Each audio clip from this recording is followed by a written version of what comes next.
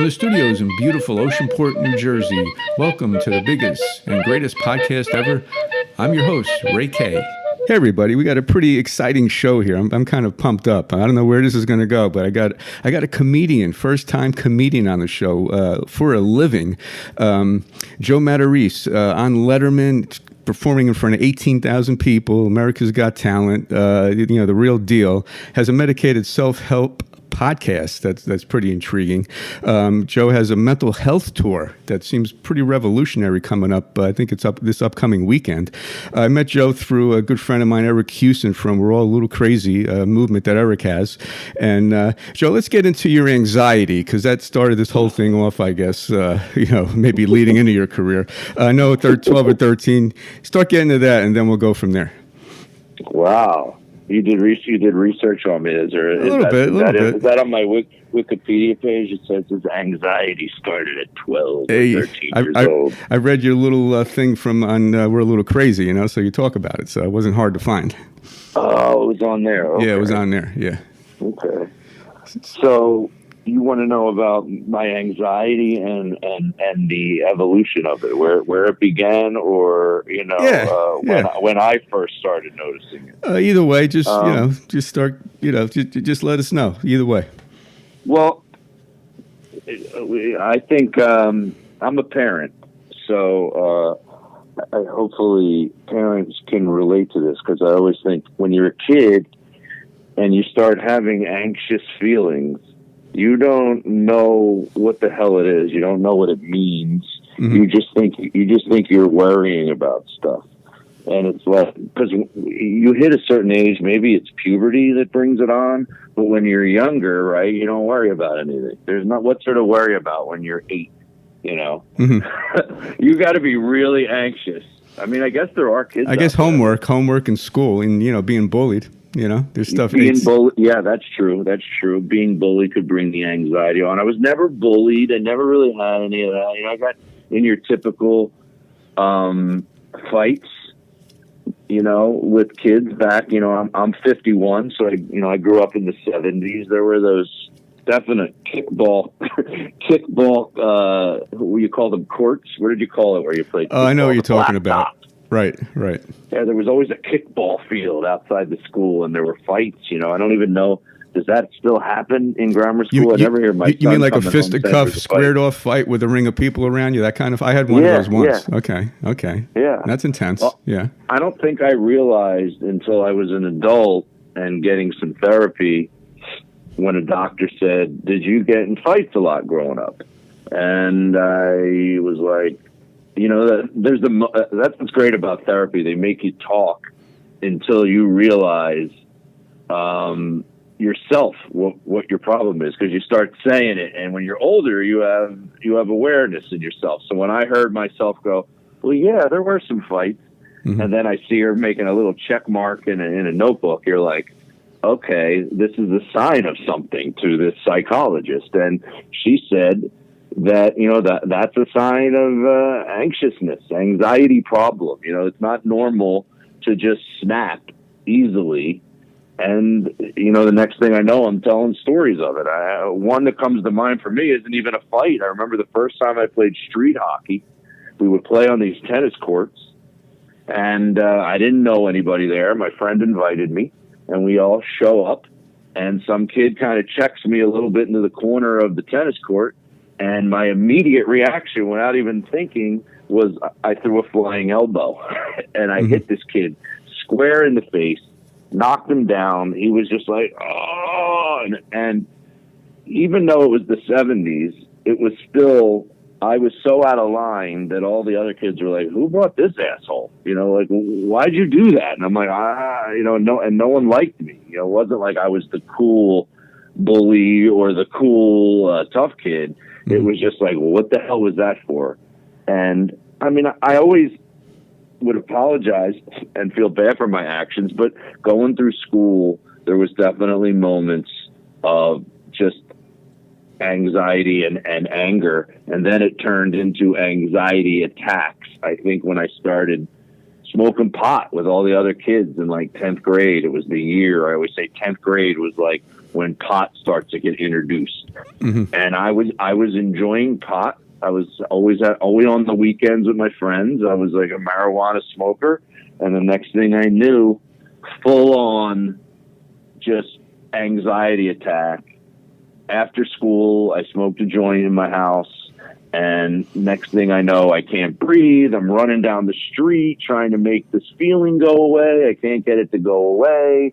I can't, my chest is hurting. I fall down on the front lawn. I'm like, oh my God. And now I have to tell my mother that I smoked pot, and my mom was even more paranoid than me. And she started freaking out. She threw me in the car. And this is true. I used to do a long stand-up bit about it. I think I had a Comedy Central half-hour special where I tell this whole story because it's kind of funny, because she rushed me to the pediatrician. That's where she took me, she was probably afraid, like we were the Sopranos or something. I'm this Italian kid. She's probably afraid to bring me to the emergency room that her son would get arrested for smoking marijuana. Okay. So she takes me to the pediatrician, and then I felt like I was high for like 11 hours. It like wouldn't go away. The more anxious I got, the more I tried to make this feeling go away. Was it too much pot, Joe? I mean, a full joint. I know people do a one toke or whatever they call it, and it's enough. I mean, a whole joint must have been like total overload. Yeah, like pot back then is different than pot now. Pot now, these kids, I haven't, but this anxiety thing back then, like, it made me never want to smoke pot again, and I don't think I drank again until I was like 30. I was so paranoid of the littlest I'm not in control of my body feeling that it would bring on that anxiety attack feeling again. If I just like had a beer, I'd be like, I would freak out. I couldn't relax. And it was like a lifelong struggle that caused me to quit things in social situations where there's a little bit of anxiety. If you're the new kid in a social situation, like I always tell the story, I played a lot of sports growing up. I loved baseball. That was my game. And I wanted to be on the high school baseball team really badly. And I had an appendicitis right before the tryout started, and I couldn't go try out for the team. And then the coach let me try out after I healed from the appendicitis. And now all the kids on the team were selected. So when I came to try out, they all knew each other, and they were all joking with each other, and they had all these inside jokes. And that's all it took for me to feel really uncomfortable, to the point where I just quit. I quit. And after a one-day tryout, and the coach came up to me the next day, "You're going to come back?" "Yeah, I'm going to come back." And then I didn't come back. And then he saw me again. "What happened?" I'm like, "Oh, I'll be there today." And I just didn't go. And I didn't have the kind of parents that stepped in. They didn't push me. And I can really relate, because my son probably has some of this anxiousness, and I don't push him. I don't say you need to do this. Is that good, or should parents push a little bit, or do you wish your parents pushed you when you were in high school for baseball, or was it good? That's what it's funny, because I still go. I've been seeing the same therapist for like 15 years, and something we always go over is your son's not you. Because I always say I regret it. I regret quitting. I wish my dad would have pushed me. I wish my mom would have said, "You're not allowed to quit. You're a talented baseball player." It happened in the school play too. I started to have an interest in acting, and I went out for the school play, got a part, and then showed up the first day of rehearsals, didn't know anybody again. They were all the theater kids. They all knew each other from all the other plays. And then I just quit that, and no one made me go back to that either. So I try to push my son, and my son's very intelligent. And he's smart. He has like great answers. He'll say, "No, I don't like that." So it's like, what do you say to your kid if they go, "I don't like it"? Like his is with, he's a pretty good pitcher. He plays baseball, and his coach knows he's pretty good, and he'll want to put him in, and he'll say, "No, I don't want to pitch. I don't like it." Wow. Okay. And it's like, how hard that is as a dad when you see that your kid's pretty good at it. I'm like, you don't like what you're good at, or are you afraid? Is this anxiety? And because you think your kid is you, but then you realize he's not me. All right, he doesn't like it, but I'm not going to be I don't want to be that jerk dad that's like, get out there, you're going to do it anyway. Right. You know. So you don't go out for baseball. I mean, that's a rough sport anyway, because you're gonna make out 7 out of 10 times. You know, so if you have anxiety, that seems like one of the rough ones to take part in. You know, so you don't go out for that. So what happens through high school? After high school, now you're getting in your. So then high school, right? So high school, I have like a learning disability, which comes into play, and I don't realize it because it's the early '80s again. There was no, hey, this kid needs to take Ritalin or Adderall, and this kid has attention deficit disorder. He's smart, but he's not, going anywhere near his potential. They don't know that. They just drop you in the low track classes. You have the worst teachers. You got, other kids that are not that smart. It's not exciting. Schools and, you don't have the great teachers. It can be really boring. I hated it. Then I couldn't get into college. I go to community college, and I meet a kid at community college who does an open mic, which is like, comedians can go to get on stage when you're not really a comedian yet. You can sign up. Were you funny, Joe, like in high school? Were you a funny guy, or is this, were you just a normal guy like everybody, or did you have this talent of humor, or did you discover it? I always tell people that, and I think a lot of comedians, because I hear them interviewed a lot, it seems to be very common, this anxiety thing, and that we use comedy to relax us. Comedy was something that I loved. I mean, I just would listen to comedy whenever I had that panic feeling. I would go put headphones on. I would listen to comedy albums, or I used to tape everything on TV, like a VHS. I would tape Saturday Night Live, and I'd have tapes of stuff that I would go watch. And I remember loving certain sketches on SNL, and I had them all on a tape, and I would watch them over and over again, or movies that I thought were hilarious, and I'd watch them. So I had wanted to try to do comedy. I never knew there was a place you could go and do it until this kid came up to me that I was starting to be friends with at Camden County Community College in Blackwood, New Jersey. And he comes up to me and goes, I got on stage last night. I did a little stand up. And I was like, where? And then he brought me, and then I signed up, and then I did it. And I never stopped. It was like the only thing I never quit in my whole life. Like from that first week, I just kept going and kept going. And there was never a lag. There was never like, and then I took a year off and then I came back to it. That never happened. I just started doing comedy. Realized this is what I wanted to do, and I dropped out of college, and I just went full force into it. So you never had, like, I would call it like a regular job, working at, right after high school, kids get little jobs, or you work at just a telemarketer or whatever. You went right into comedy. I had little jobs. I had my own business when I was younger that kind of was a place to not really give you comedy experience, but I was on a microphone. I was like one of those DJs you would see at like weddings and parties when I was like 18. When I was like 19, I worked for some DJ company, and they would give you the equipment and all the records, and you'd go and do people's parties or like play music at bowling alleys. I used to do those a lot. Then I bought my own equipment, and people started hiring me to do them. And I was doing that. I had my own business. And then I had a partner. And then we were getting all kind of those kind of gigs. And this is a classic story, but I started being funny on the microphone. And my partner would get pissed. He's like, dude, that's unprofessional. You can't say what you just said.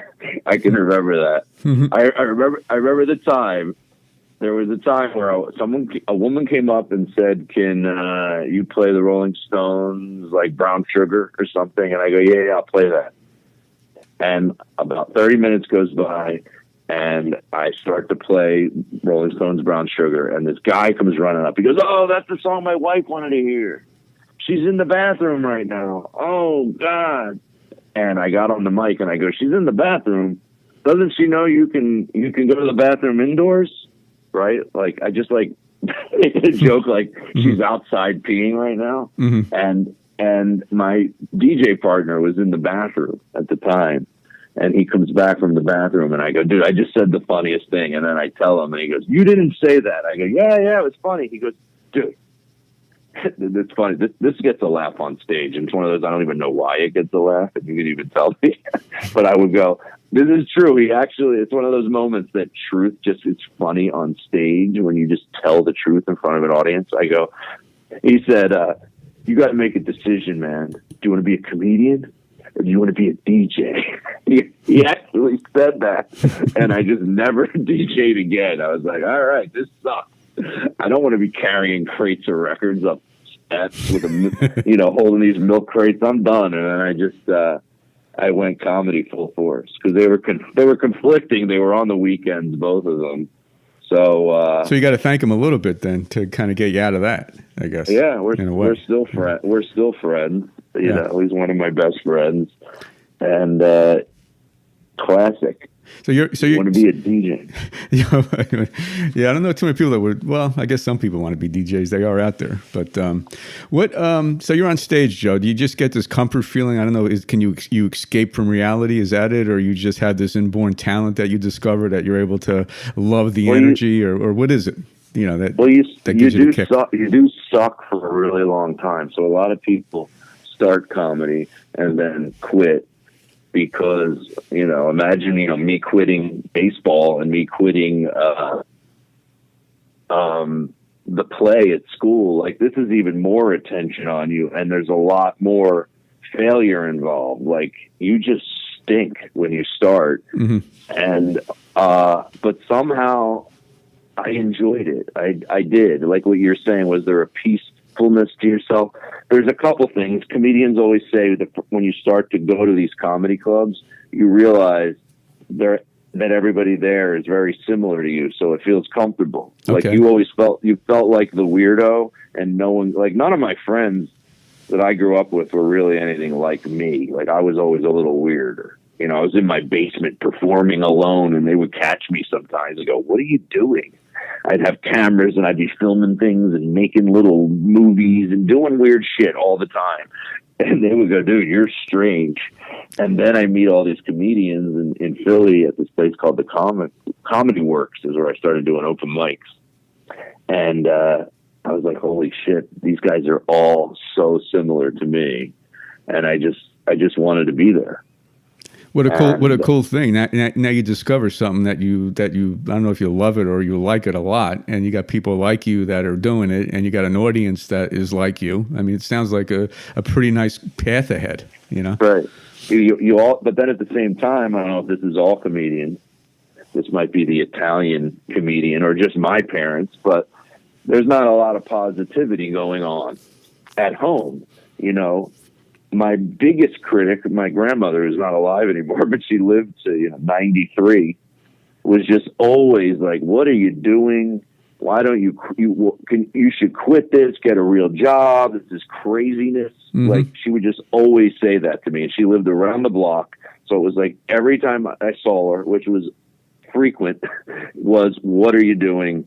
You should quit." So, like, instead of listening to that made me want to work at it even more, want to get good at this, show her that she's incorrect. Okay. Right. Motivate. I love going the opposite.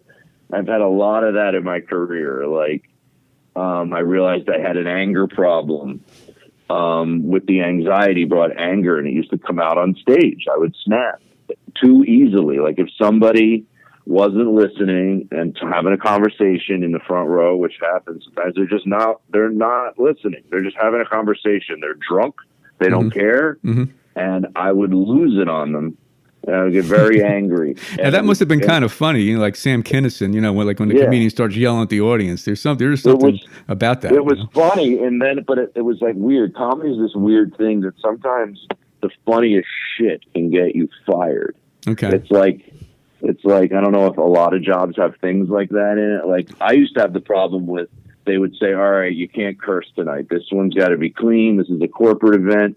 You can't even curse." So, like, as soon as they would tell me you can't curse, I don't know what would happen. It wasn't like I was a rebel.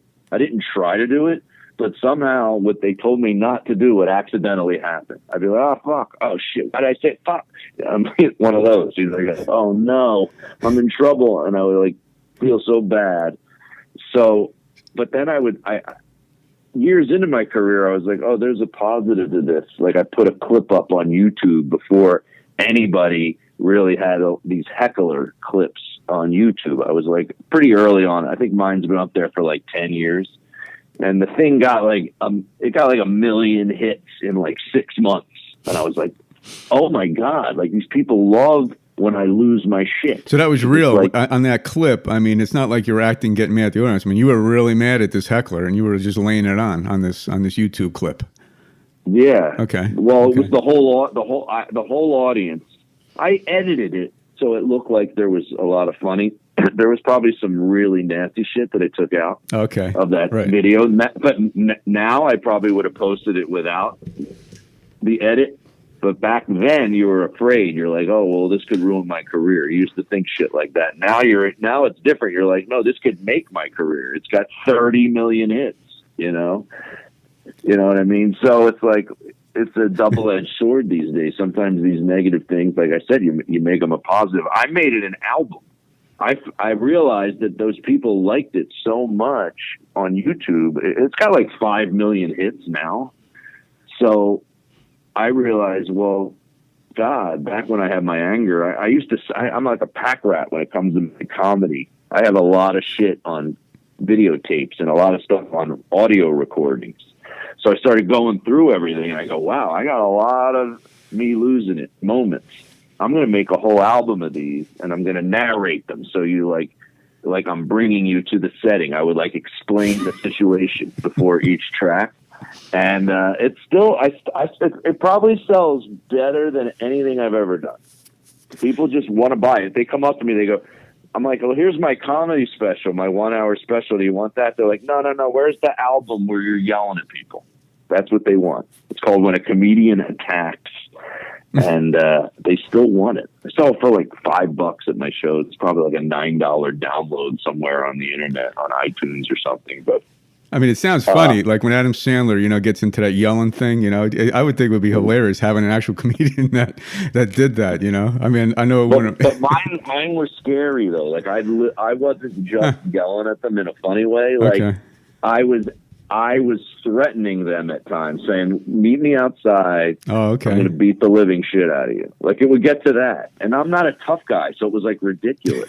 Like, even though I said I got in those fights when I was younger, like, I think I've punched somebody in the face once in my life. I'm not a tough guy, But on stage, when I would get mad, I would turn into someone who you think was going to beat the living shit out of you. Okay. Like a Jekyll Hyde thing or whatever. Something my friend used to say that. He would go, dude, you Jekylled again. Why you keep Jekyling? That's what he used to say. He's like, you're such a nice guy. Then a switch turns. I go, yeah, I don't know. But then I met you can ask me questions. I don't want to take you too far ahead. I want just quick. I just who was your Did you have idols in comedy? Did you admire certain people, or was it just in general? You watch Saturday Night Live, or you watch these shows? Anybody particular that you really, admired? Well, I mean, I guess every comedian would say Richard Pryor. I mean, I just loved Richard Pryor. I'm still to this day, and it's very hard to find a venue where you can do it. And Richard Pryor kind of did it in mainstream stand-up performances where it's like, it's almost sad. Like he brings you to these such real situations that you could almost cry and then start laughing. Like I've always been a fan of taking them on a ride and being very real and being really vulnerable. Like that's what I love about Pryor. He's so vulnerable up there. Vulnerable in what way, Joe? Like, what do you mean vulnerable? Like I'm trying to think of an example. Telling personal stuff. I can remember doing. Yeah, I remember him doing a really long bit about doing cocaine and lighting himself on fire and all that kind of stuff. And like, there's a difference between comedians that are just telling jokes. And there's other ones that you can like feel them. You know what I mean? Like it's the same with music. Like there's guys who are just playing and they sing nice. And there's other guys where you go, oh my God, that was like an emotional experience. Like I haven't seen this documentary, but I wanted to go see it because that's what all the feedback is. And my wife, I don't think, wanted to go. So I'm like, I'm going to have to go see it alone. But there's a documentary on Aretha Franklin that just came out, and it's a concert from like 1972 where she's performing at a church. And Sidney Lumet, who's like made like unbelievable movies, like I guess filmed that concert. And they didn't have computerized things back then. So he was unable to release it because the sync was off on the film. Like the audio was not synced with the video. They made a mistake, and through technology they were able to fix it. Like, and they're putting it out now, and they're saying it's like an emotional experience, and they're showing people in the church just crying when she's singing. You know, wow, okay, like it's so good. They're crying. It's like an emotional experience. Like I don't know. I mean, another thing through much therapy in my life and really talking about this stuff, I start to realize why I think I'm drawn towards emotional vulnerability. And I think I had some situations happen in my life, never really with my family. It was a lot of like crazy, deaths when I was young, from girlfriends' dads to girlfriends' sisters, husbands. Like I had crazy shit happen when I was younger that were like intense. And I don't know, like sometimes these things scar you when you're young and it makes you attracted to it. And I've heard comedians say that, like, I feel like Ray Romano is somebody that I feel similar to. I don't know why. You mean from Everyone Loves Raymond, the way he is in that? Yeah, like I like the show. I like his stand-up. And when I see him act in dramatic things, I kind of go, I feel similar to this guy, and I don't know why. And then I heard him interviewed, and he said he likes to, I don't know what the word would be, provoke emotion out of himself. Like he'll try to watch things on YouTube that are emotional. They're popular. Like if you look at someone in the clip, will say like 9-year-old girl missing her arm makes you cry harder than you ever cried in your life, and it's so amazing. And you're like, I gotta watch this clip. Like, I love that kind of stuff. And I've heard Ray Romano say that he's into that and he seeks it. Like the most emotional versions of the national anthem. I heard him say he looks for them on the internet. I'm like, so Richard Pryor, there's not many comedians that do that. What he does, that do an emotional thing. Like, so it's are they funny and empathetic figures? Is there something about them that you kind of feel bad about, or you're just drawn? Like even if they're doing serious stuff like Ray Romano, there's something in them that you just, maybe Robin Williams. I felt that for him a little bit. There's something about him that you just feel bad for him. Something about that guy. You can see it in their eyes, the pain in their eyes. Like I think I've seeked girlfriends for that reason, and I think I've seeked friendships. Like I didn't realize till I was older. I was like, all my friends struggle from similar things. They have anxiety disorders. I have one friend whose dad abandoned them when he was like 8 years old, and didn't come back for 35 years. I had another friend whose dad was the host of Family Feud, the second host, this guy Ray Combs. He committed suicide. Oh yeah. I remember him. Yeah, yep. I became friends with his son just for that reason. I was like, I went to a comedy club and I saw the name Ray Combs on the sign-up list, and I go, "Is that the son?" And they're like, "Yeah." And I went, "Oh my God! Like I got to meet this guy." His dad was a comedian, committed suicide, and now he's doing comedy. You would think he wouldn't want to do comedy.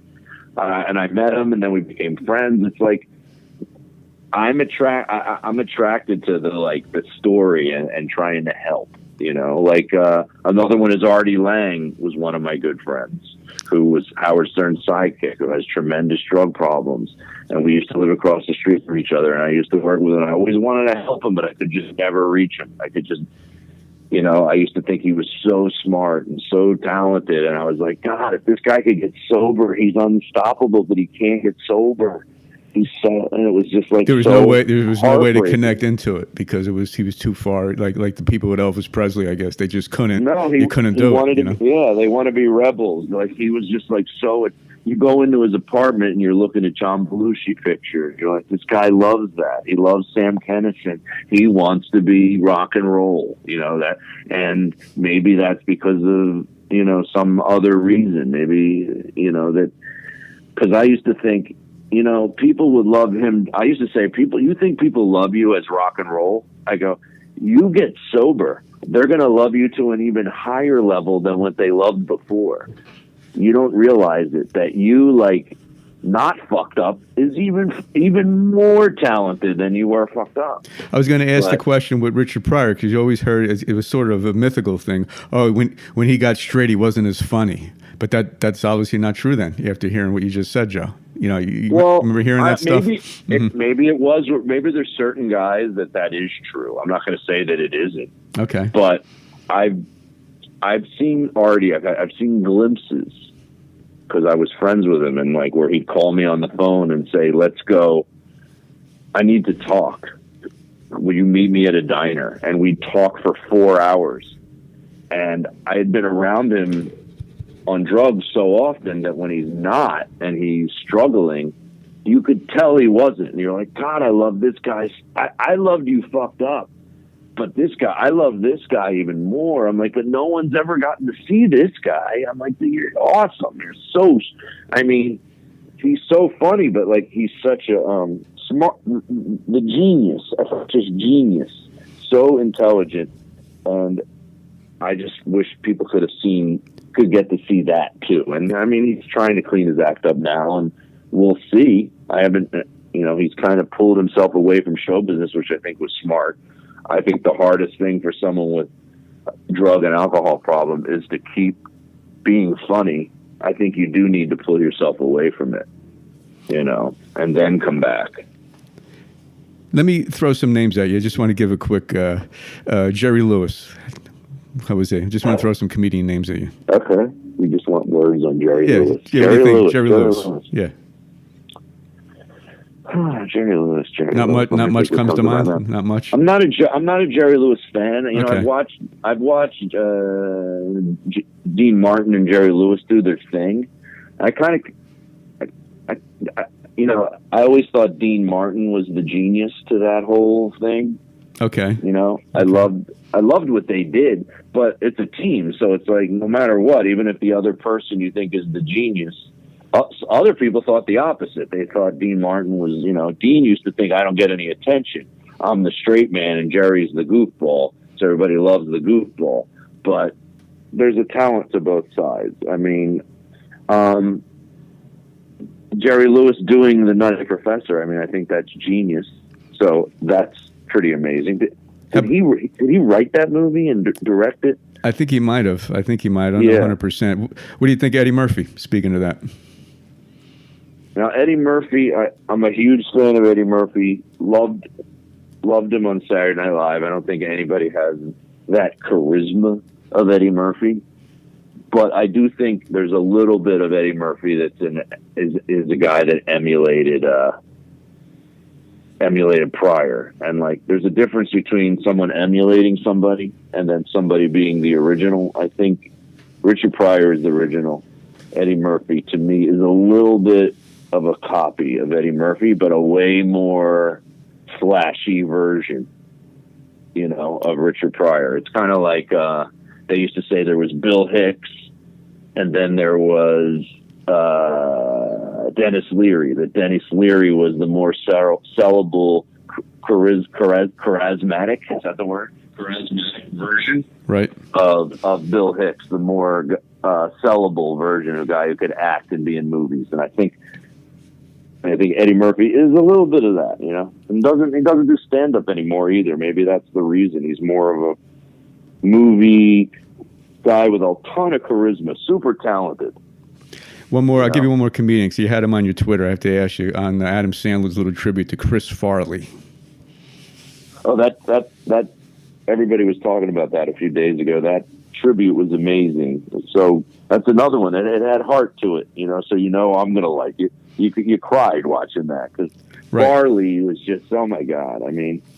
I think I tweeted something about it saying, like, my son that I cheated the age. I knew he was too young to watch Tommy Boy, but it was like I couldn't wait to show him Tommy Boy because I knew how funny I think it was. And my son loves that. My son loves Adam Sandler movies. I mean, I guess every kid goes through that age where they just want to watch Happy Gilmore and Billy Madison. I mean, my son's probably seen Billy Madison 50 times.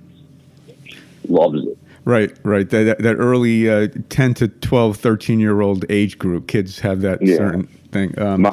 My brother's 9 years younger than me, and we used to love Sandler when we were younger, and Chris Farley, and we would always there was a lot of that in my household. This was a phrase yelled out a lot was you got Joe, get down here, you're missing it. There was always that. You're missing it. My brother always wants me to watch something, or my dad wants me to watch something.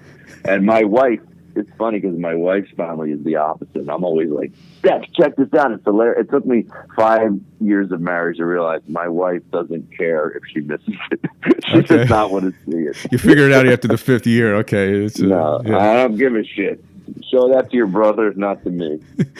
All right, so now you're going through your growing pains, I guess, on your comedy routine. I guess everybody's not good when they first start anything.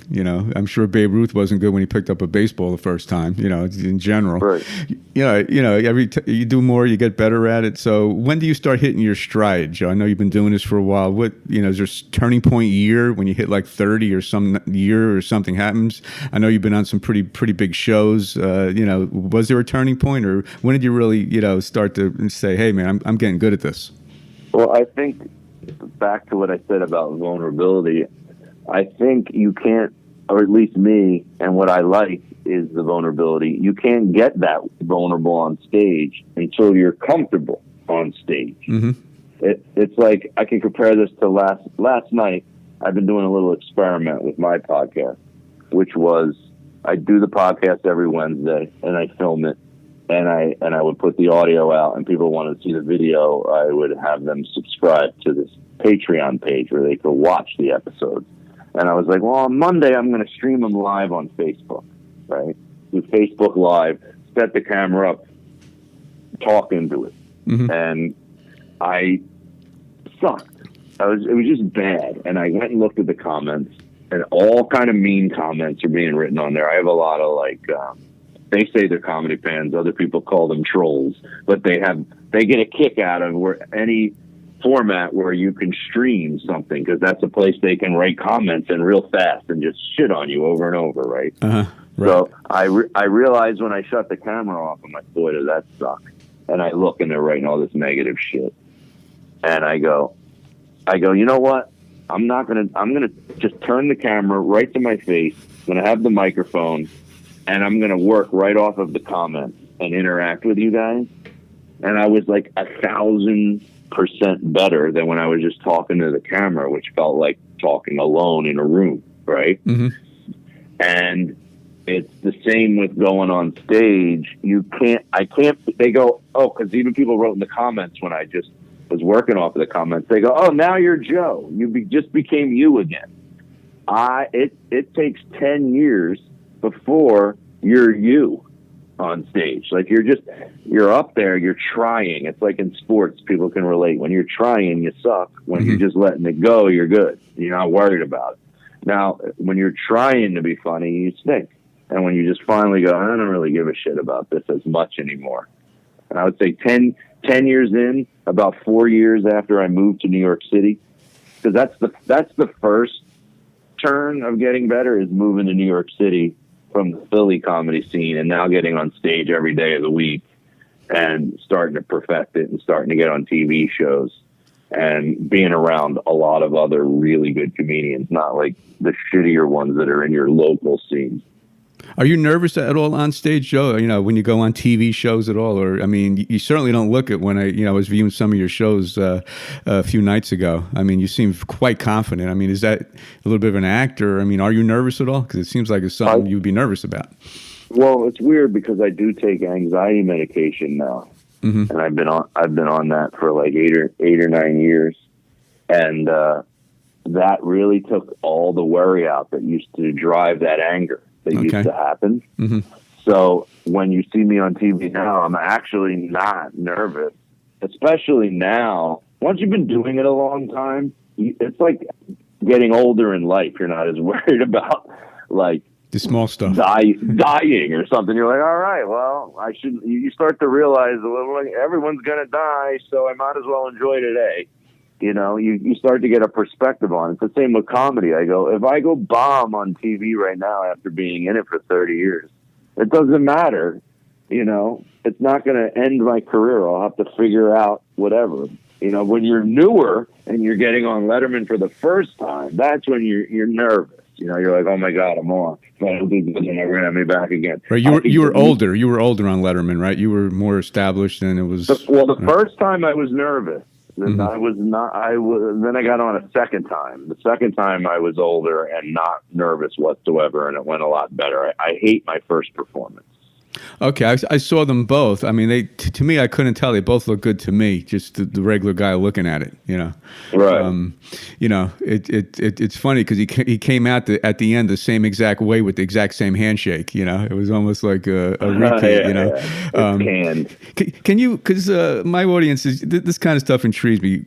Just for a couple of minutes, what happens on Letterman from right when you go to the show, from the door, you walk in the door, what happens on the show? I mean, do you go in the green room or do you meet Letterman beforehand? Just give you a couple of minute insight on being on Letterman, what that's like and what you do.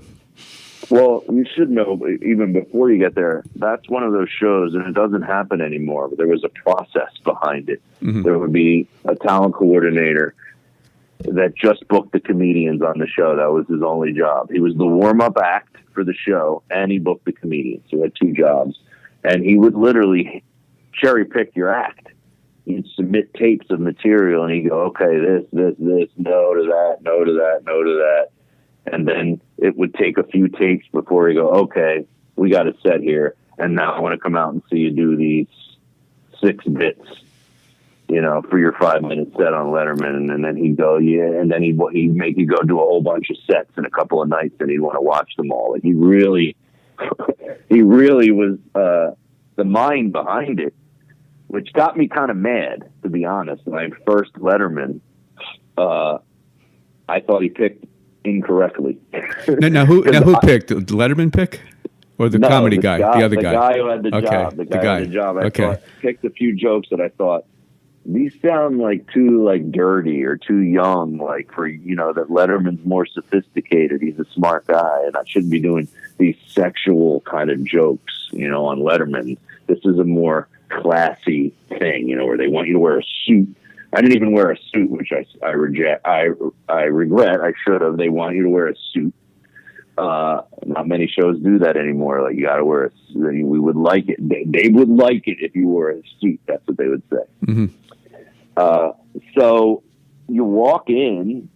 You walk into the studio and whatever at Sullivan Theater. You go into your green room. There's no meeting of Letterman. You know, a lot of the other shows, the guys will come in and meet you. Most of them, they do that. But David Letterman did not come in either time I did that show. So the first time you meet him is on the TV when he walks out there and shakes your hand at the end.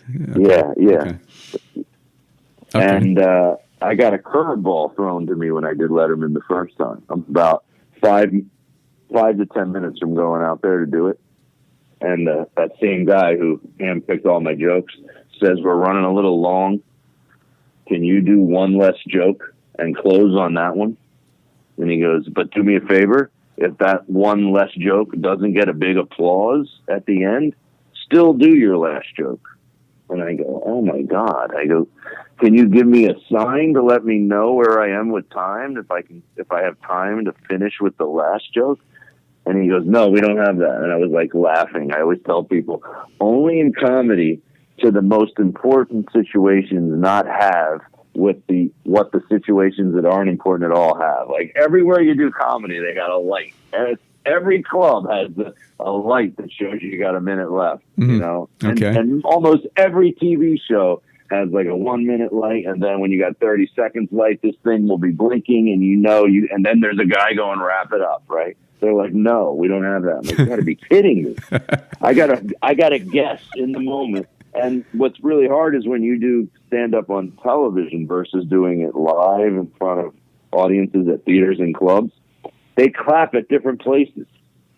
Like they'll clap at the premise And then you'll do the punchline and it won't work because the premise got a big laugh. It's like weird. Okay. So like I have to guess when they're going to clap, and it's hard to guess because it's a different version of what you're doing every night. You're not on TV every night. You're in clubs every night. Yeah, right. Oh, so wow. if you watch that Letterman set from my first one, I guessed incorrectly. I could have still done the last joke. Okay, so that was one short. Okay. Yeah, when I did one short, I tried to behave and do what I should do. Oh, I don't want to go long on my time. I walk off, and he goes, you could have done one more. I was like, I want to kill you, dude. I want to kill you. What was the one that you didn't do? Can you tell us? And it was this was the one I didn't think it was right for Letterman. It was a joke about this Latino girl that I was dating, that how they're too sexual. You know, I couldn't keep up. I go, this girl would stretch before we were about to have sex. I said, that's a good sign when you look up and she's doing this. And I would like pull my leg backwards, and I would pull my other leg backwards. I go, then she put a mouthpiece in, and I like would put the mouthpiece in, and I'd shake my head around, and I go, get out from behind the couch. I ain't going to hurt you, puppy. Right? Like that was the punchline. Like I went and hid. Yeah. And, it would have killed. It would have definitely got an applause break. And, but it was dirty, and I didn't think it was Letterman. It wasn't right. I was the one I was supposed to do. He told me not to do it, and then he said I should have did it. So I was like, if you would have never said anything, I would have just done it, idiot. I ran that set. You know, often you run a set to practice it. You run those sets to the point where they don't work anymore in comedy clubs. Like it looks like it's too routine, or you just don't have. Yeah, how I said, being vulnerable works for me, and when I'm not vulnerable, it doesn't work. Like when I was talking into the camera, doing a FaceTime video and trying to be like talk show TV Joe, I suck. But then when I just hold the camera and go, what the fuck was I doing? I suck at that. I'm more interesting. You know? Right. It's like, I always say, you need the interesting and you need the funny. It can't be one or the other. It's got to be both. So the second time, I think it's like 6 or 7 years later, is it the same routine? You walk in, you go in that green room, that comedy guy talks to you or whatever, and then you get same thing? Or I think he loses the job. Oh, he loses the job, that guy now. Okay. He loses the job. Something came up in the news a lot, and this is before Me Too, but it came up that he wasn't putting any women on Letterman, and he ended up losing his job as the talent coordinator. They still let him do the warm-up, and now I get in. Even though he had once told me Letterman, that's what it was. After the first set, and I tried to get a second set when he still had the job. He goes, Dave didn't like your first set. Really? And I was pissed because I'm like, you picked them all. You know, you picked the jokes. I had even said that to you, and you said, no, Dave's going to love this stuff, and now Dave doesn't like it, and now I get the blame. So, and you got to trust the guy's being honest with you that he really didn't like it. He's not just saying that. Okay. Yeah. Yeah. So then I finally get back on again through a different booker, and he's still there. I thought it was funny. He was doing the warm up, and he came over. He was like, "Great set, great set," and I was like, so much more relaxed on the second one.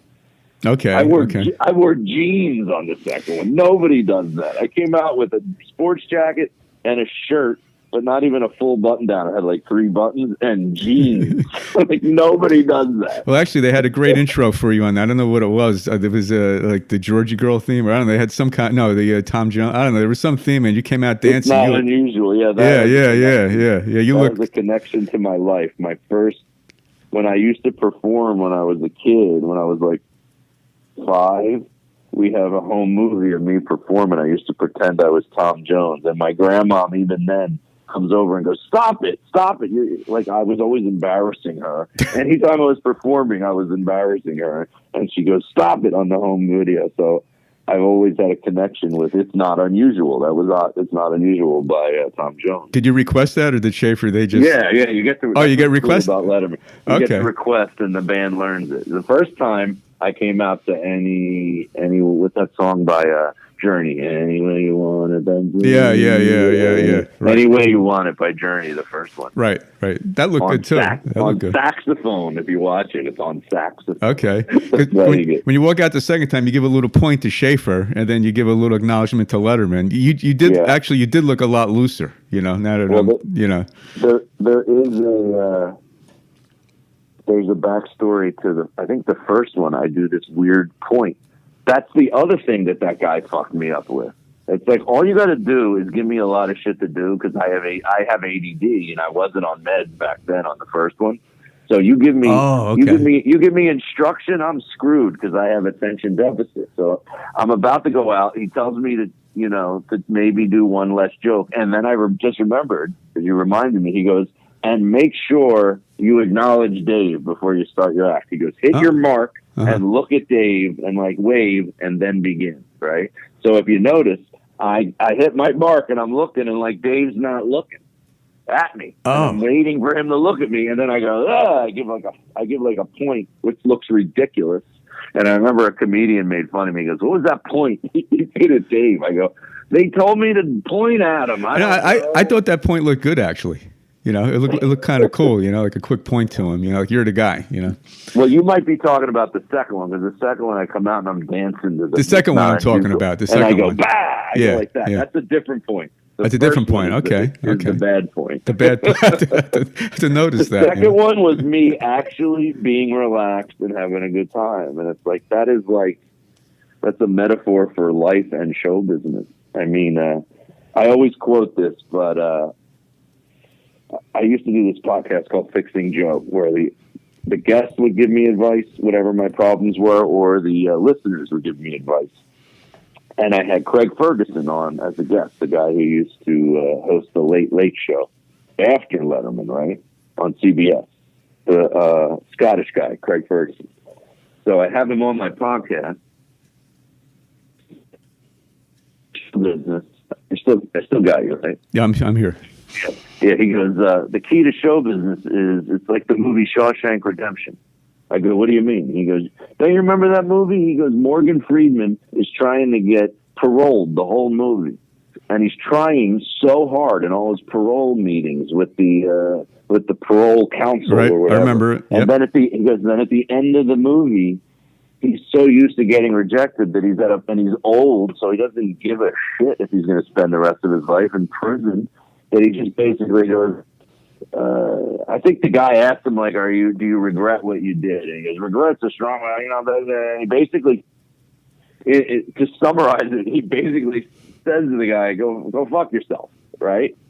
And they stamp it paroled. When he finally didn't give a shit, he nailed it, paroled. And it's oh my God, he goes, that's show business. You finally don't give a shit. You're good. Don't worry about it. Yeah. Can you? I was doing some research, and you do a great Rocky, and you were telling a few lines about how important things are, going the distance, and I can't believe how great of a Rocky you do. Can you do that, Joe? And that's a great philosophy too. That's what hit me, the philosophy of life, and that one, going the distance, is something I always remembered from that show. And you do it incredibly. Sure. Well, I'll give you the backstory. Yeah, the backstory. To that. What you're saying is my dad. I said my dad never mentored me. He didn't tell me to go back and play on the baseball team where you're not allowed to quit the school play. That I'm Italian. I grew up near Philly, so I chose Rocky as a mentor, because I was my dad's not giving me advice, but Rocky is giving advice that's amazing in every one of these movies.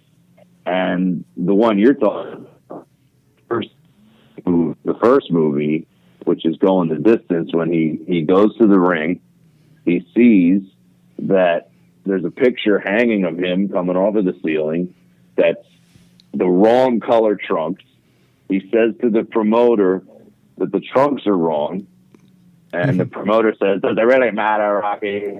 I'm sure you'll give him a great show. Right? He's like, just go home and get some sleep. Right. And I always say, and I say it to the audience, they go, Rocky was smart. He was a dumb, smart guy. He realized right then, I don't have a shot. and then his head goes down, and that music that's slow comes on. As it on the walk.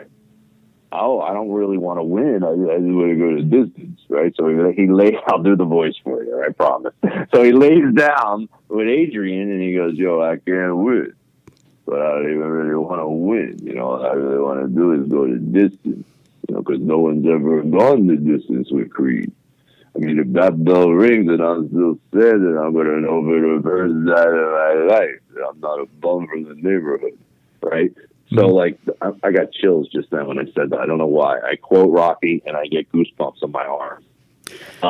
And, you know, it's true that, once again, vulnerability, Rocky, we all know now, took a lot of those themes from that Chuck Wepner guy's real life who fought Muhammad Ali and went the distance. Right. And that but Rocky was smart enough to realize when he was watching Chuck Wepner go the distance with Ali, oh, this is pretty interesting. Like, this guy's going to get remembered for just not getting knocked out. You know, he's going to go the distance with the greatest boxer of all time, you know, and that's going to mean something, and that's all he wants to do. And then I talk about how I use that metaphor in life that, like, I always say, if I never have to get a day job, you might have never heard of me. But you know what? I'm making a living doing stand-up, and I'm not going down. I'm not quitting. Like, this is what I do. And come and see me live, because you're going to see I'm pretty good at it. And I'm vulnerable as hell. It's the fielding when you're up there. And not a lot of comedians are doing that, you know, and it's starting to come around in our careers now. You're seeing these Netflix specials that they're getting notoriety because of some serious thing that's in the special. You know, that's happened with a few different ones in the last year. I don't know, the goal. I mean, you're not A-list, I guess I'll call it. You know, you're like the next one in there, I guess. Is it still possible? I don't know. I'm 51, so you don't know if there's even a chance, but I know you got to keep going the distance like Rocky, and then I guess you got to go the distance. Mm-hmm. But I always say that, like, life is part of it. Like, I don't know if a lot of comedians I know that really make it far are very narcissistic. Mm-hmm. So they don't care if they're being a shitty husband or a shitty dad, and they get divorced a whole bunch of times, and, you know, like, that it's a 50-50. And that's one of the reasons when I lived in LA and my friends thought I was crazy. Because I lived in LA, I had a development deal with NBC to make my own show. They ended up not making the show, but giving me the money, you know, for the holding deal. And I told my roommates that were all comedians also, I go, I'm moving back. And they're like, why? And I go, because I'm never going to meet like a normal girl out here. They're all actresses. They're all in the movie business. They're all nuts. I want to have a wife and kids. I want to have a normal life too. I want a full life. So I'm moving back, you know, and they thought, like I said, they thought I was nuts. And 3 months after moving back, I met my wife, and we've been married, going on 13 years, and we have 2 kids, and we live in the burbs, and she's a doctor, and sounds good. You know, I got a good life. So it's like, right. I always say, maybe I'm not Dave Chappelle, but, you know, if you weigh it evenly, maybe I am. You know what I mean? What is then I want to talk about your mental health tour coming up, because that really is I find very interesting. The what's a typical day in the life of a comedian? I mean, do you wake up late and you could do whatever you want to do? You hang with your kid, then you got the gig at night. I mean, what's a typical day in the life? Maybe if you're a really, really rich comedian, that you can sleep late and you got somebody taking care of the family in the morning, but we don't have that. I mean, I wake up every day. I wake up at 7 o'clock in the morning, and I help my wife. I walk the dog. I help her get the kids ready. I take my daughter to the bus stop. Then I have to drive my son to school. Then I go work out. I always work out like for 45 minutes to an hour, and then I start my day, which is, open the computer. It's a lot of social media. It's a lot of rearranging the website. It's promoting your gigs that you have that week and trying to sell tickets, because it's all about who can sell tickets. That's all they care about now. It's not about how funny you are. About how many tickets you can sell because your social media numbers are higher. So that's kind of, it's kind of why we came up with this mental health comedy tour. Is I was already talking about my mental health a ton. I did my first comedy special. It was called Medicated when I first started taking medication, and a lot of my stand-up was about it. And then I met this guy, Preston Gitlin, who was like more of a business guy that really wanted to dive into comedy. And I started mentoring his comedy a little bit. And we came up with this mental health comedy tour, and we're taking it to different cities. And we connected with this nonprofit company called Twaloha is their acronym. Like Aloha, but Twaloha. Yeah, it's TWLOHA.com is their website, but it stands for To Write Love on Her Arms. And they're a nonprofit for mental health and suicide prevention. And they have a huge social media following. And these are my first shows on the tour, are at the Punchline in Philadelphia this week. So I'm doing Thursday, Friday, Saturday, and all the shows are raising money for their nonprofit. And then we're doing a huge one in New York City on May 30th, connected to the nonprofit also at the comic strip in New York City. And they can just go to joematarese.com to buy tickets to come to that. But hoping to, I'm kind of connecting them to everything, even my Patreon, where people can pay to watch my podcast. I'm giving half of the money to the nonprofit.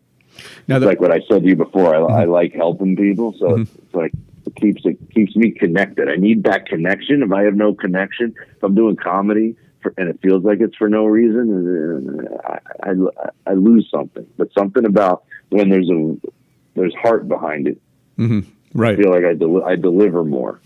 On the mental health tour, is it the charity part of it, or is it in the actual show you're changing your show up to talk more about those issues, or is it just your regular comedy show?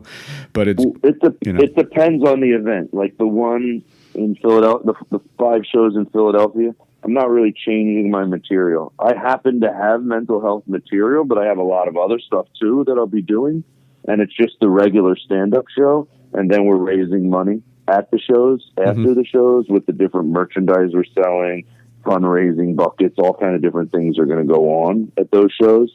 But the one in New York City on May 30th has like a 25% TED Talk piece to it, where there's 4 comedians. There's me, another amazing comedian, this guy Dan Natterman, who's been on Letterman more than me, and he's been on Conan a bunch of times, and did better than me on America's Got Talent. We were in the same year. And he's hilarious. And it's me, him, this girl, Chloe LeBranch, and Preston, who I said earlier was the business guy, and he's hosting the shows, and he's a newer comedian on it. And we all suffer from different mental illnesses. So that show is like going to run the gamut. Whoa. And then at the end, we come back up, and we kind of get serious, and we do a Q&A with the crowd, and we give a little bit of a 5-minute story, each of us, our how we got better, basically. Maybe take them to our worst part of our life, and then how we transformed and how we got, better mentally. Because we didn't really want to punch down. That was the big thing, especially with the nonprofit. They're like, you're not going to be making fun of mental illness. We're like, no. Like, Chloe's sober. And like, she really gets into trying to help other people stay sober. So, and I'm somebody that wants to teach people about anxiety disorders and talk about my anger. I want to help, so we're kind of looking at as a 25% like little motivational TED Talk at the end of it. And then the owner of the nonprofit is going to get up and speak also. He'll probably speak at the beginning. How important, Joe, is comedy in life? Just not only for people with mental issues, but just in general. How important would you rank comedy and humor? Jeez, it's the same with, I think, music and comedy, or basically all art forms.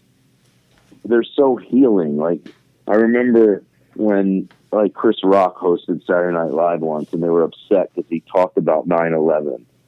And all I thought was, why are they being upset? Like, comedy heals. It doesn't hurt you over again unless you talk about it in a mean way, like I said just now, punching down. He wasn't punching down. He's enlightening you. He's making you. He's helping us heal. You know, like when I told you I had anxiety, and I would comedy, like it makes it go better. It makes you feel better. Same with hearing good music or seeing good movies or seeing a good play. Like, it takes you out of life. If life is stressing you, you need to get away. You need that. I always say you need, what's the word?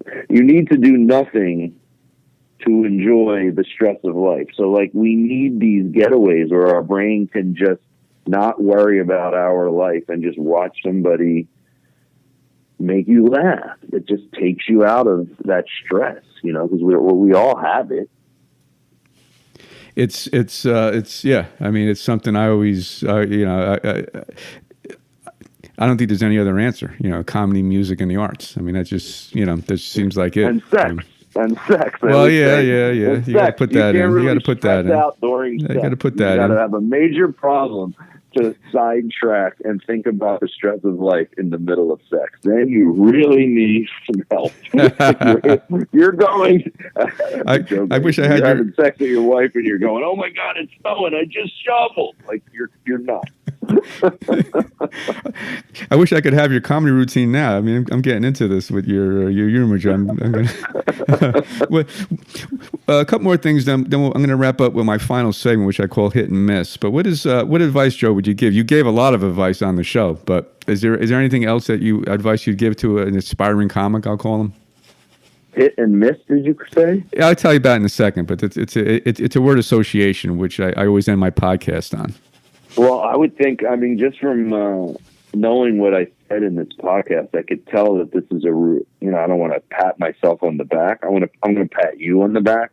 And I just started doing that in like the last year. When I have a good show, I thank the audience, because I say, I don't know if you guys realize that I don't have a good show if you're not good. Like I said, I go, do you ever watch tennis when the guy like puts his hand against his racket to like thank everybody at the U.S. Open? I go, comedians should do that. And I like hit the microphone with my hand, and I go, because you got, like, just now you're interviewing so good that it made me, like I said, relax and give a good interview.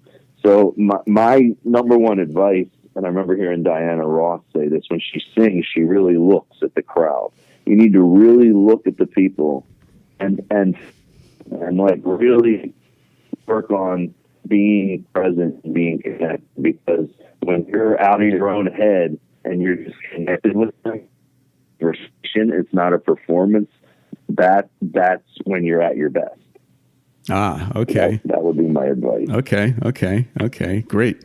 And another one is, if someone is shitty in the front row and they're distracted or doing something, you don't need to look at them.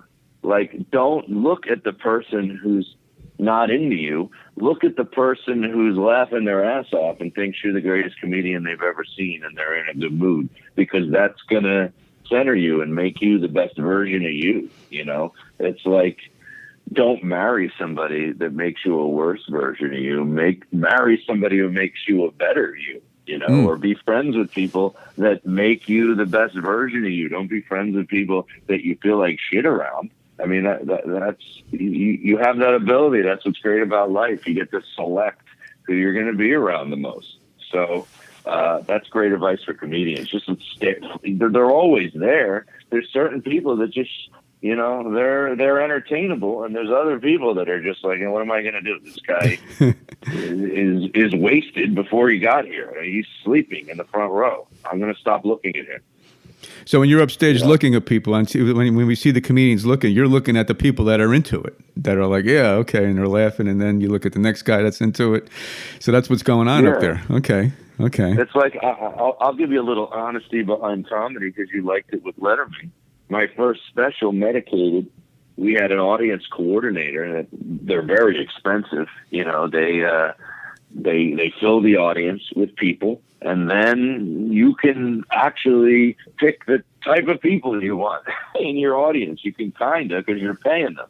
And I said, you know, I don't need you to really pick specific kind of people for the audience, but I would like a certain type of people in the front row. I go, we got 10 seats here in the front. Can you make that all people that are between like 35 and like 50 that have kids? I just want them to be parents. So they'll just help me a lot, because I got a lot of material about being a parent in that first special. So like, and then I'm literally on stage and I go, so you guys got kids? And they're like, no. Are you guys married? No. I'm like, oh my God. This lady ripped me off. She didn't even do her one job. And they put people that I asked in the front. Like, gosh. So, you know, I basically got a normal crowd, you know. Thank God they were amazing. They were really great when I did my special. But I tried to cheat the process. And I got it right in my face. But it still worked out, though, so you got lucky a little. Yeah. When are you going to be able to pick out what you want in your audience, you know? I thought, oh, let's go for it. It's costing us $4,000 to get this lady to do this job. Yeah, do it. Nope. How many times does that happen in life in general where, oh, yeah, look, sounds perfect, the greatest plans, this is going good, and then someone messes up and it doesn't happen, you know? It seems to happen a lot. Almost every time. Like, even, I mean, these people that shit on me all over the internet, I'll have everything set up, my studio, the lighting, everything, boom, boom, boom, and like one wire wasn't in the correct spot, and it's just like wasted. Like the same with my comedy specials. I remember we had to hire some guy who could take the buzz out of the sound. I'm like, how is there a buzz in the sound? There's a guy walking around with headphones on who's in charge of the sound. He didn't hear it?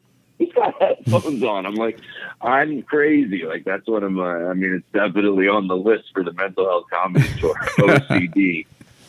I'm a perfectionist, man. I like things a certain way. Like, I know when people try to get mad at me, and they'll go, dude, I can't even get mad at you. You were right. They go, oh my God, you're right. I want to get mad, but your note is correct. And I'm like, I know. I'm very good at finding flaws. Get that from my dad. Okay. Joe, this is the last segment. I call it Hit and Miss, which is my little word association. First thing or two that come to your mind. I'm going to throw out some things to you here. This is how I really find out what my guests are about, you know. So this is kind of the hard part of it all. Are you up for this? Is this all right? Sure. Okay. Sure. All right. Favorite color? Start off with the tough ones. Gray. You know? Gray? Gray. Okay. You're asking my favorite color. I'll go with now. Favorite color now is gray. I seem to be painting a lot of walls gray these days. Okay. So that changes that color then. Depends on what's going on. So that's a changeable thing. Yeah. Okay. Yeah. If you were in a foxhole other than a family member, Joe, who would be in there with you? Oh, geez. I'll take a sober Artie Lange. Okay. That's good. If you were on a deserted island and you could bring 2 musical CDs or whatever they call them now with you on this deserted island, what would they be? Oh, boy. Jeez. You're going to have to go with 2 extremes. I've been listening to a lot of Django Reinhardt. I don't even know if you'll know who this is. No, I don't. This jazz guitar. He's like a jazz guitarist from like the 30s, and he only can play with 2 fingers. His other 2 fingers on his hand were messed up. Wow! So he can only play. They call him 2-finger lightning. He's like, his music's so relaxing. I love listening to all this like finger picking jazz from the 30s. I'd bring that. Okay. And then let's see, we're going to need a complete opposite there. What else? Oh, God. We'll go opposite. I'll have AC/DC with me. Okay. So I can pick an exact album. We'll pick Back in Black because I just every once in a while I just need to hear rock and roll ain't noise pollution. Okay. You got to let it out once in a while, right? You got to shake it up. Yeah. Favorite movie? Rocky. Okay. I always thought, Joe, I liked 1, 2, and 3. 4 I thought was okay with the Russian thing, but if he would have just stopped at 1, I thought 1 was like the complete genius. You know, I said, man, if he would have just stopped at 1, it would have been like unbelievable. It'd be like, this guy's incredible. Yeah. I thought they lost a little bit each one up, even though I thought 2 was pretty good, but it wasn't like Godfather 1 and 2 where they're both great. That's just my opinion. I thought 1 was unbelievable. Yeah. Rocky's the best.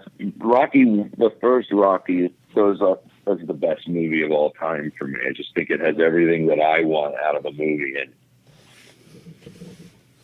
And that climatic finish, you know, with the Adrian thing, you know, that was pretty amazing, you know. She's running through that crowd, you know. I always try to picture me like Rocky, you know, with my girlfriend coming at me, you know, this kind of thing. Favorite actor? Favorite actor? Favorite actor? Or actress? Or actress? Favorite actor or actress? Ooh, geez. It's so hard. It's like if you give me a time period, like a live bed. There's so many. I always say post 1980. Favorite comedian. Post 1980. Like someone post 1980. Like, yeah. Oh God.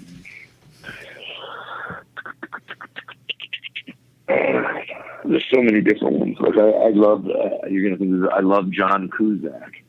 Okay. I tend to like people that remind me of myself for some weird reason. There could be a weird reason I connect it. Mm-hmm. I connect with John Cusack. I connect with Rocky, with Sylvester Stallone in the first Rocky movie, because he's this tough guy that is, you know, unresolved, you know, and that struggle that he's going through.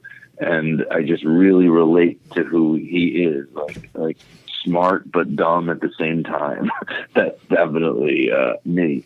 So we'll have to put Stallone on my list there. Okay. Even though Rocky's is 1976. Did you see it when it first came out? I did, yeah. You did, okay. In the drive-in in the rain with my parents. Okay, yeah, I was. I saw that too. That was like a breakthrough when I saw that thing. I was like, whoa. He wasn't too big either. You know, he wasn't a big dude. I mean, physically, but not height wise. You know. No. Yeah. What's the most famous person you ever met? Or who is the most famous person you ever met? I should say. Oh man. Or who's some of them? Let me think.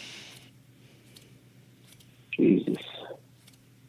I know you met Letterman, so he's got to be up there, I guess.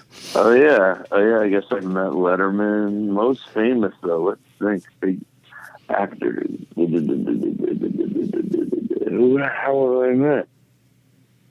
Oh God, this is terrible. You should meet Stallone. You know. One day. I never met Stallone. I would love to meet Stallone. I've never met De Niro.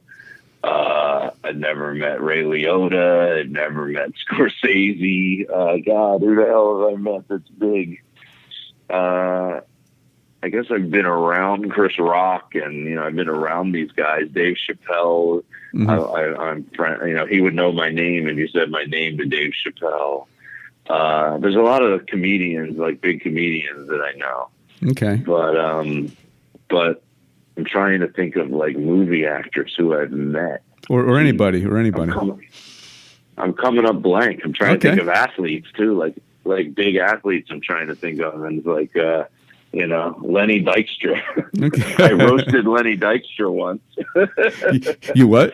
I roasted him once. Oh, did you? Okay. I got hired to do a roast. He's roastable, right? Yeah, he wanted to kick my ass. I'm sure. He couldn't take the jokes. He wanted to fight. Yeah, I could see that. Well, we'll get back to this if something hits. It's no big deal. Oh man, I can't. How about if you had to meet? I met Franco Harris. Okay, the miracle catch. You know. Yeah. If you had to meet one person, who would it be? You know, just Joe, you can meet anybody tomorrow, and we're going to have you meet him. Who would the guy or lady be? Oh, that's a great one. Who do I just idolize? Well, Stallone. I would love to meet Stallone just because I have such a connection with that Rocky movie. Mm-hmm. So that would be amazing. Scorsese. I would love to meet Martin Scorsese. If we can bring Richard Pryor back, I would love to be able to meet Pryor and be around him. Be around like just the ultimate genius at what I do for a living. I got to meet Cosby once. I forgot to tell you that. Yeah, I met Cosby and talked to him for 45 minutes once. How was that? That's a pretty big star. How was he? He was incredible. We heard a lot of stuff after that wasn't good, but how was he at that point in his life? Great advice. Funny guy, normal guy. Probably one of the coolest moments in my comedy career. I went with my dad and my cousin to see Cosby perform at the Apollo in New York City, and my cousin had backstage passes because he knew this girl that used to work for Bill Cosby. So we go backstage, and we're in a line, and it's just like a quick meet and greet. And my cousin, when he shakes Cosby's hand, he says something to him like, "I'm a motivational speaker. I'd like to ask you a few questions about, kids and how you speak with kids." And Cosby goes, he must have known that, and I think he enjoys being that grandfather and comedian. And my cousin said, we're both comedians, because my cousin was as a motivational speaker and a comedian. And he pointed it out because we're both comedians. And then Cosby looks off to the right and goes, set some chairs up on the stage, and I'll get back to you guys. Let me do this quick meet and greet. And he goes over and signs, and then they all leave. And he comes out onto the stage and sits in a semicircle with my dad, me, my cousin, and him. Wow. Just us. Huh. And he literally did a roundtable discussion with us for 45 minutes. And I still remember this because I used to use it when I would teach comedy. But I said to Cosby, he goes, well, no, because he literally goes, what do you guys want to know? What would you like to know? That's what he said. And we're like, and I go, because there was a moment in his show that night where he got pissed. I could tell because there was sound off stage behind the curtain, like somebody was talking back there way loud, and it was distracting him. Who worked there, and he had a lavalier mic on his face, and he just he takes that off, puts it on a chair, or he says, give me a second. He says to the crowd, he takes it off, puts it on the chair, walks off stage. He's gone for 3 minutes of just dead air. And he comes back, puts the mic back on, sits in his chair, and goes, now, where was I? Right? And I laughed because I'm a comedian. I just thought that was such a weird moment that it made me laugh. And my dad, when he was next to me, goes, shh, shh. And I go, Dad, he's a comedian. I'm not going to throw him by laughing. He'll be fine. Right?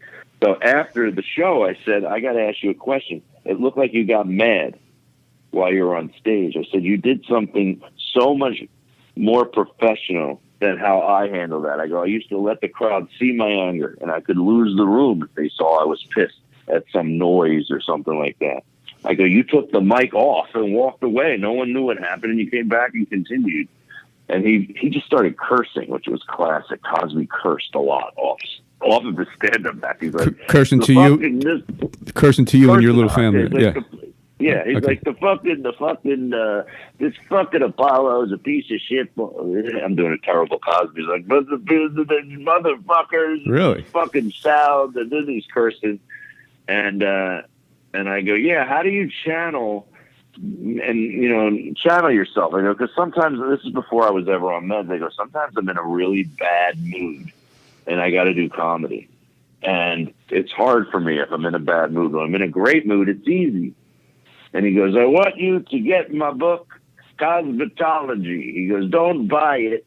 Go to a library or a bookstore and pull it off the shelf and read chapter 11. He told me what chapter to read. He goes, there's a story there that I think will help you.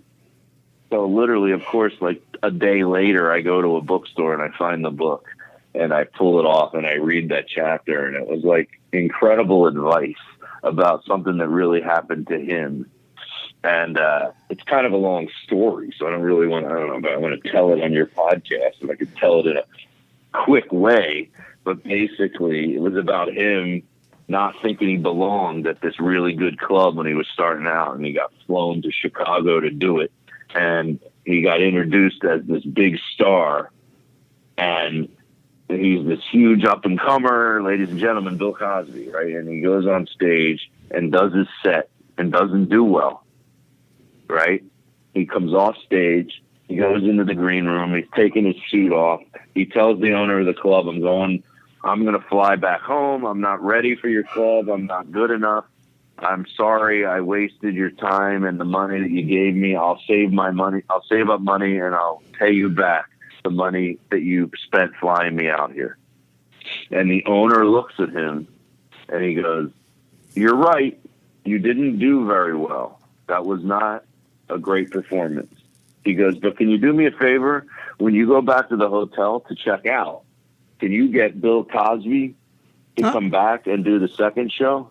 He goes, because I don't know who you are, but I want Bill Cosby. That's who I hired, right? And it like resonated. It resonated with Cosby, right? He was like, oh, I kind of get what he's saying. And it's funny because it's similar to what I was saying to you earlier, where there's the trying too hard you, and then there's the you who's just letting it all hang out. So Cosby comes, he still thought he was going to quit, but he comes back and he does the second show, right? And the announcer from the back goes, ladies and gentlemen, Bill Cosby. Now Cosby from the back of the room goes, what about Up and Comer? You said he's yelling this in the audience. You said I was an up and comer the first show, and everybody starts laughing, right? And he's like, what are you talking about? Oh, no, I'm not an up and comer. What's that? You can only say nice things. And everybody's laughing, and he's saying all this shit. He goes on stage.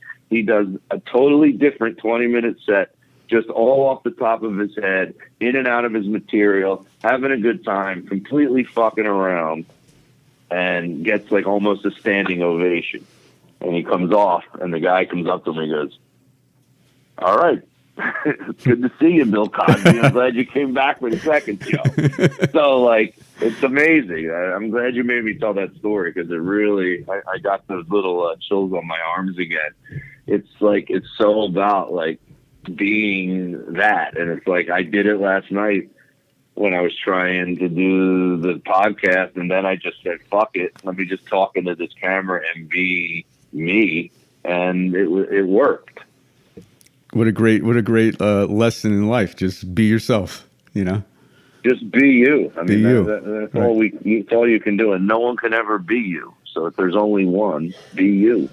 Right. Really hard to do. It takes years. Hey, were you, I got to ask this, Joe, and then I got a few more of these questions, these hit and miss questions. Were you disappointed after we heard about what happened with Cosby and, the latest things that he got in trouble for? Yeah. I was. Okay. I was, because I have like my backdrop here for my podcast, and I have all kind of memorabilia on my wall. And when you asked about like comedy albums, he was the guy I listened to when I was young. I had the best of Bill Cosby, and I listened to himself, and I used to just watch Cosby, and I loved him. And when I saw him that night at the Apollo, it was way before all of this stuff. And my God, he was doing material I knew by heart, and I was still laughing. Like, he was just so good. So yeah, it sucks when somebody you idolize and is an icon to you and goes on to do, I loved the Cosby Show growing up, and he was an amazing comedian. It sucks. I saw him once. It was a fucking nut. Yeah. You really don't know what's going on, I guess, with people like away from, their profession or whatever. Unfortunately, in art, the more the genius, a lot of times the more the crazy. Right. Without the crazy, you may not have that genius up there. It's kind of a strange kind of thing. Like, yeah. All-time baseball infield. You're a baseball player. All-time baseball infield team. Man, you're asking awesome questions. I could go back to 1920, or you could go back to 1970 if it's easier. Who's my infield? Okay, well, gosh. I'm not going outfield. There's too many. First. Who? Pete Rose? All right, Pete Rose is playing first. Whoa. Okay. Okay. Let's see who I got at second base. This is an amazing second baseman. There's so many different ones. I love Manny Trio because I'm a Phillies guy. Manny Trio was second base. He had that snap throw, right? He had that little snap throw from the ear, right? He had that quick throw. Yeah, it was like a rocket. We used to do it growing up. We'd be like, throw it as hard as you can, 2 feet. Shortstop. You better not say Larry Boa. I'm only kidding. Yeah. No. I was like, do I say Ozzie Smith? Do I say Derek Jeter? Who else is up there as great? Who's your greatest shortstop? Well, from what I've seen, I guess I have to go with Jeter. Jeter. Yeah, I'd probably have to go with him. I like Jeter because of his hitting. That he just never been. Not much dirt ever came out on the guy. He stayed with one team. He was just he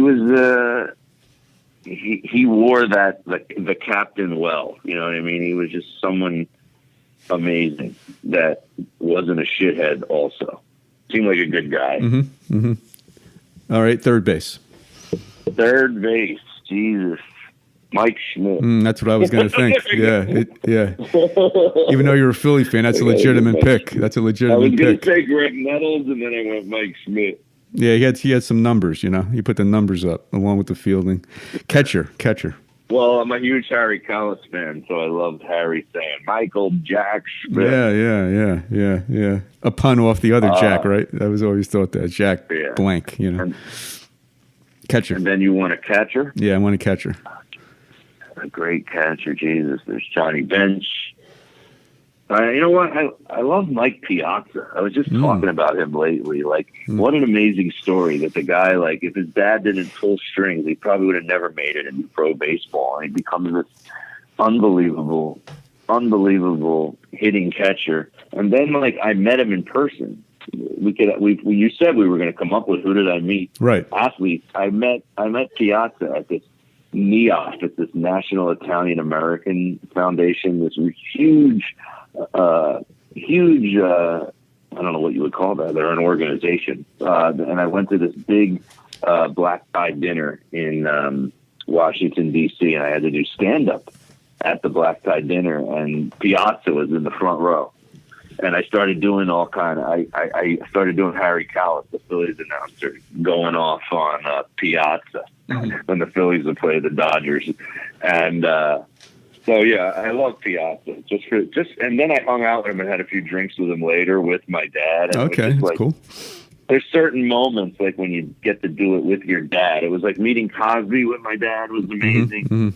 I went to see Billy Crystal's 700 Sundays on Broadway with my dad, and the whole play was about a father and son, and there's just certain things, and it's awesome. I love getting to share things with my dad. He's still around, and I love that. We're really close. Well, I got to ask you this with the segue from Rose. Do you think he should be in the Hall of Fame?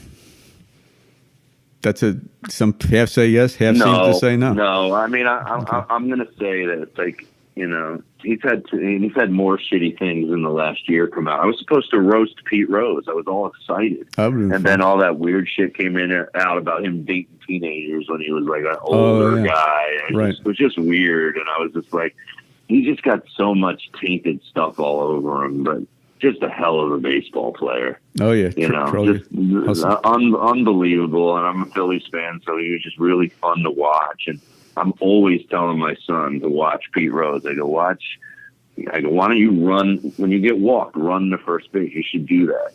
I always try to get him to do it. Yeah. He won't. Yeah. Well, that's that's a tough one for a kid. It's you're probably thinking you're showing off or something, but it worked for Rose, I mean, it definitely worked. I heard pitchers now too, or no pitchers? Give me a righty and a lefty. You ask. God, I got to go with both. I'm gonna have to go.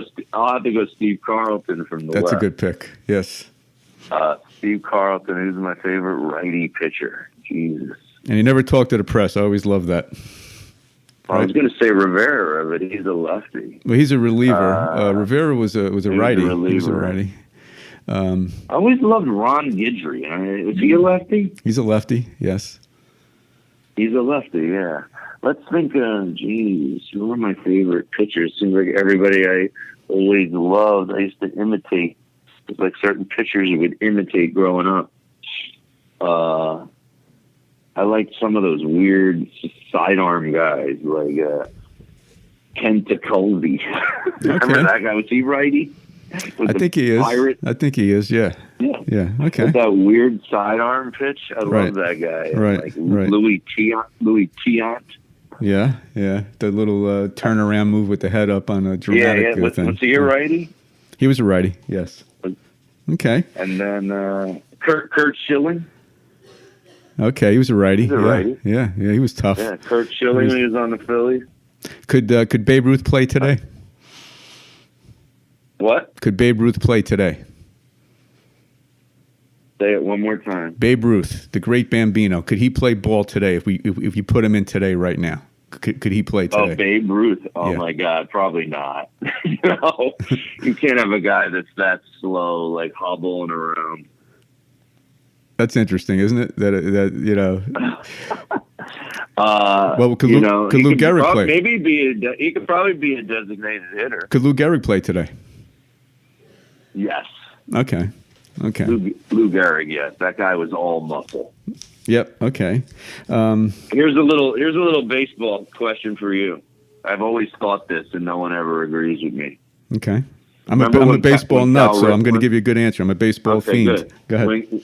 When Cal Ripken beat Lou Gehrig's record for the most consecutive games, don't you think it would have been the classiest move if he took it all the way up to the day of and took himself out of the lineup, but let Lou Gehrig keep the record? I thought that would have been cool. Like had a disease that made him have to stop, whereas Cal Ripken, he would have had to beat a higher record if he didn't get that disease. I think it would have been. I thought he should have let him keep the record.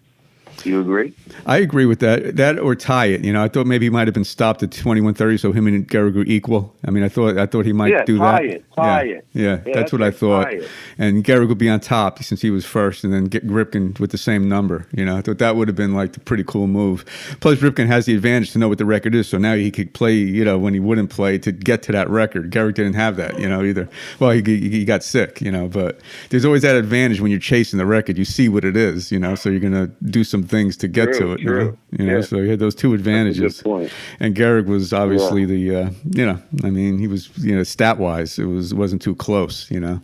But I agree with you there, Joe. I would have liked to have a tie or have Lou keep the record. He's my all-time favorite player, so I'm a Lou Gehrig guy. That was me too. Quite a story. Quite a story. There's a story, and me with anything with like a heart and like a little bit of a sadness behind the greatness. It's like I always loved that the most. Well, that was the saddest movie I ever saw when I was a kid. The Pride of the Yankees, Gary Cooper playing Gehrig. Yeah, I couldn't hold it in at the end.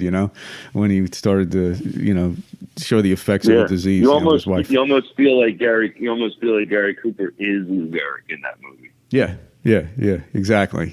Even though he didn't play like it, with the way it looked, but you still thought it was Gehrig. That's how great it was. All right. Yeah. We could probably have a whole show on baseball, but let me finish up. Ocean. First word that comes to mind, Joe, with ocean. Ocean. Traffic. Okay. That's first word. All right. I got to know what you're going to say on this one. Redwood tree. Redwood? Yeah, redwood. I love redwood trees. Northern California, I would just say. Okay. San Fran. Okay. And Joe, this is always wanted to live there. Okay. Have you been there? Yes, a few times. And one of my regrets in life is we had an opportunity, my wife and I, when we were dating, to live there when she took an internship for her PhD, and we chose San Diego instead of San Francisco, and I still regret it because We ended up hating San Diego, which I thought I was going to love because it was such a beach town. I didn't like it.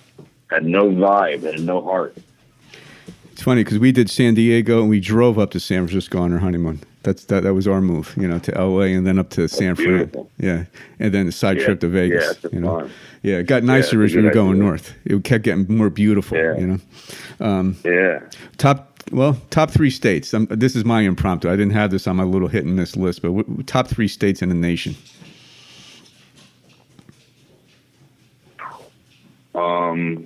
Geez. Colorado, and I've never been there. Mm-hmm. Everybody I meet from pick. Colorado, I always hit it off with them, and I've always had this like fantasy that like Colorado's got just like the best people out of any state in the country. Yeah, it seems like it. Yeah, from what I've experienced too. I love Northern California, so if we could cut it in half, Northern California. I don't like Southern California, but I love Northern California. One of my favorite cities that is underrated is Minneapolis, so I'm going to go with Minnesota as the state, just because I love Minneapolis. I never thought I would. It's just such an artsy place. I couldn't believe how much I love the vibe there. Okay, that's good to know. Yeah. Okay. And Joe, if you had one wish, just one wish that would be granted regarding mental health, what would it be? And it's going to be granted. What's your wish? That my son could just lose all of his panic and anxiety and just live a relaxed life. Okay. Joe, that was some hour and a half or whatever it was. I really enjoyed that, and thank you very much for coming out. I'd like to maybe have you think about coming on again in maybe a month or two. I mean, this was exciting. I'd like to hear about your mental health tour. How that goes. Might have been. This might be my best interview ever. I love really good. You're like a Howard it. Stern interviewer. Yeah, well, I like it's like a conversation, so I appreciate that a lot. That was Joe Matarese. I'm Ray K, and we'll see you next time.